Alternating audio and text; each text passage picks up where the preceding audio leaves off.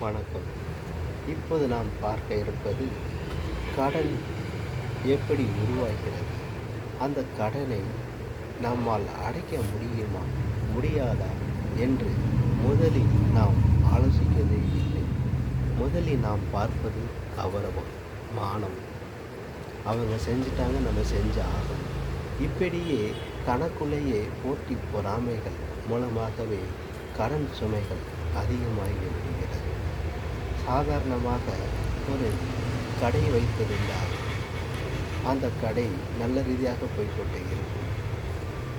அதே கடையை இன்னொருவன் பக்கத்தில் திறப்பான். ₹1 குறைத்து கொடுப்பான். மக்கள் அங்கு செல்வார்கள். இவனும் அவன்கிட்ட இருந்து இவன் ₹1 குறைத்து கொடுப்பான்.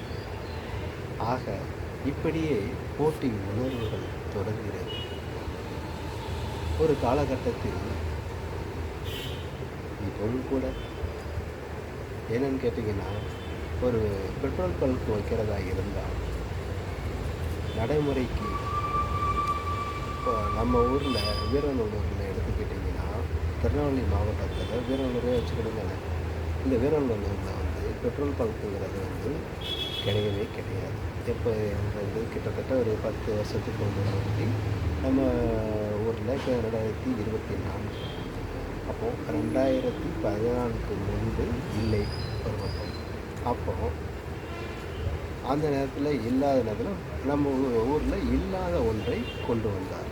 உதாரணத்துக்கு அப்போது இல்லாத ஒன்றை கொண்டு வரும்போது மக்கள் எல்லாரும் வரவேற்றார்கள்.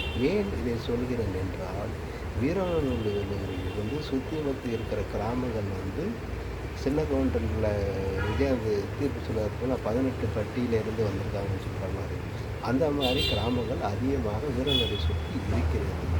அப்போ அந்தளவுக்கு இருக்கும்போது பெட்ரோல் போடுறதுக்கு எல்லாருமே இங்கே இருந்து 10 கிலோமீட்டர் ஒன்று கல்லடைக்குறிச்சிக்கு போகணும், இல்லை சேர்மாதேவிக்கு அதே 8 கிலோமீட்டர் இங்கிட்டு போகணும்.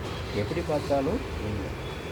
அப்போது அப்படியெல்லாம் வாழ்ந்துக்கிட்டு இருக்கும்போது ஒருவர் புதிதாக பெட்ரோல் பங்க்கு வீரநல்லூருக்கு கொண்டு வந்து வைத்தார். வரவேற்கப்பட்டது.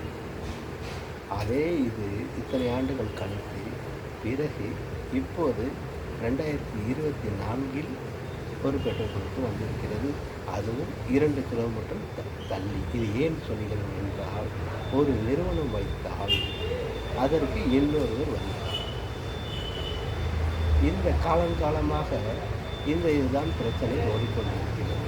அதே நேரத்தில் 2014 ஒரு சூப்பர் மார்க்கெட்டை திறந்தால், இல்லாத ஒன்றை திறந்தால் மறுபடியும் அதே ஒரு 7-8 வருஷத்துக்கு அப்புறம் மறுபடியும் ஒரு நபர் சூப்பர் மார்க்கெட், அதாவது பல்க்கு 2 கிலோமீட்டர் தள்ளி தர சொல்லியிருக்கிறாங்க.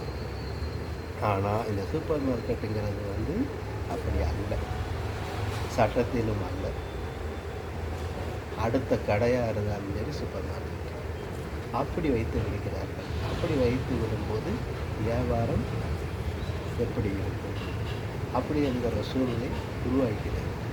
அப்போ இப்படி ஒரு அதுவும் போக வியாபாரிகளுக்கு இன்னொரு முக்கியமான விஷயம் என்னவென்றால், இப்போ புதிதாக தமிழக அரசிலிருந்து தொடங்கப்பட்டிருக்கும் சந்தை, வார சந்தை என்கிற இது தொடர்ந்திருக்கப்பட்டிருக்கிறது.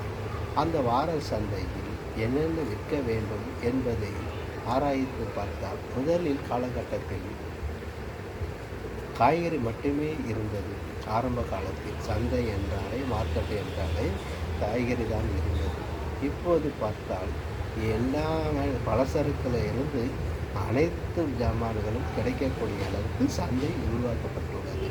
இதை ஏன் சொல்கிறேன் என்றால், வணிகர்களுக்கும் கடைக்காரர்களுக்கும் பாதிப்பு இதன் மூலமாகவே அதிகரித்துள்ளது. இதை நன்கு உணர வேண்டும். நல்லது செய்கிறங்கிற பேரில் இப்படியும் சில அசம்பாவிதங்கள் நடப்பதற்கு மூல காரணமாக அரசு இருக்கக்கூடாது என்பதை இந்த நேரத்தில் நான் உணர்த்துகிறேன். ஆகவே நல்ல ஒரு மாற்றம் வர வேண்டும் என்றால் அதற்கு மூலதனமாக செயல்பட வேண்டும். தொலைநோக்கு பார்வை நல்லபடியாக இருக்க வேண்டும்.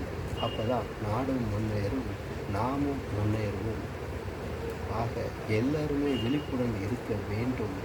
சிந்திக்காமல் செயல்படாதீர்கள் என்று சொல்லிக்கொண்டு விடைபெறுகிறேன். நன்றி. வணக்கம்.